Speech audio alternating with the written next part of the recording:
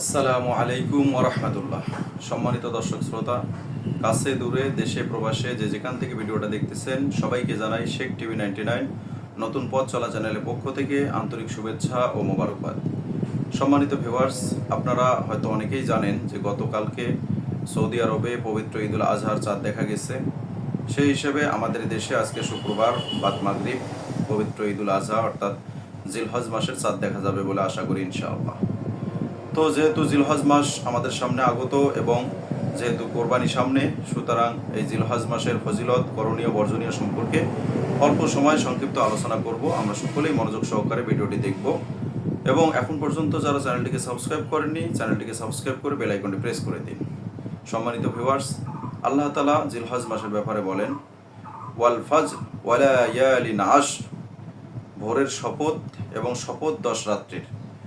সকল মুফাসসিরিন একরাম একমত এবং বিশেষ করে তাফসির ইবনে কাসিরের বর্ণনাকারী ইবনে কাসির রহমতুল্লাহ বলেন যে এই 10 রাত বলতে আল্লাহ তাআলা এই জিলহজ মাসের প্রথম 10 রাতকে বুঝাইছেন। এবং রাসূল সাল্লাল্লাহু আলাইহি ওয়াসাল্লাম ইরশাদ করেন যে আল্লাহ তাআলার নিকট এই জিলহজ মাসের প্রথম 10 দিনের ইবাদতের যে মর্যাদা, যে মান, এটা অন্য কোনো মাসে অন্য কোনো সময় নাই। সুতরাং এই 10 দিনের মর্যাদা, এই 10 দিনের আমলের মূল্য, সম্মান আল্লাহ তাআলার কাছে অনেক বেশি। হযরত আব্দুল্লাহ ইবনে ওমর রাদিয়াল্লাহু তাআলা আনহু বলেন, রাসূল সাল্লাল্লাহু আলাইহি ওয়াসাল্লাম ইরশাদ করেন যে এই 10 রাত্রের ইবাদত, এই 10 দিনের ইবাদতের মান মর্যাদা এত মহান, এত বেশি আল্লাহর নিকট, যা অন্য কোনো মাসের ইবাদতের সঙ্গে মিল হবে না। সুতরাং তোমরা এই মাসে, এই 10 দিনে, এই দিনে রাত্রে বেশি বেশি তাহলিল লা ইলাহা ইল্লাল্লাহ, বেশি বেশি তাকবীর আল্লাহু আকবার এবং বেশি বেশি তাহমিদ আলহামদুলিল্লাহ পাঠ করতে থাকো। সুতরাং আমরা সকলেই এই 10 দিন বিশেষ করে নফল নামাজ, কোরআন তেলাওয়াত, আল্লাহর নামের জিকির, দরুদ শরীফ পাঠ, আল্লাহর নিকট কান্নাকাটি করব, দোয়া করব। এবং যারা কোরবানি করার নিয়ত করছি তাদের ব্যাপারে বিশেষ করে সময় খুব অল্প। যারা কোরবানি করবেন তাদের জন্য বিশেষ কিছু কাজ আছে। যারা আজকে মাগরিব পর্যন্ত সময় পাবেন সেই কাজগুলো করার, এবং মাগরিবের পর থেকে কোরবানি করার আগ পর্যন্ত এই কাজগুলো করার সুযোগ পাবেন না। রাসূল সাল্লাল্লাহু আলাইহি ওয়াসাল্লাম বলেন, যারা কোরবানি করার নিয়ত করছে, পশু ক্রয় করছে বা করবে, বা যারা কোরবানি দিবে, তারা যেন পবিত্র জিলহজ মাসের চাঁদ দেখার পরে, চাঁদ ওঠার পরে তারা যেন চুল এবং নখ না কাটে।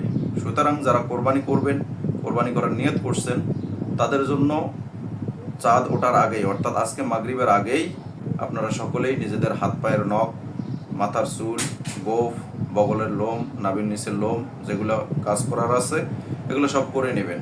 এবং চাঁদ ওঠার পর থেকে কোরবানি করার আগ পর্যন্ত এই কাজগুলো থেকে বিরত থাকতে হবে। অর্থাৎ চাঁদ ওঠার পর থেকে কোরবানি করার আগ পর্যন্ত নখ কাটা যাবে না, চুল কাটা যাবে না, এসব কিছু মাথা মুন্ডন করা যাবে না, এসব থেকে বিরত থাকতে হবে। সুতরাং যা কিছু করার আজকে মাগরিবের আগেই করতে হবে। তাই আমরা যারা কোরবানি করার নিয়ত করছি তারা অবশ্যই এই কাজগুলো আজকেই শেষ করে নিব এবং কোরবানি করার আগ পর্যন্ত আর আমরা এই কাজগুলো করব না।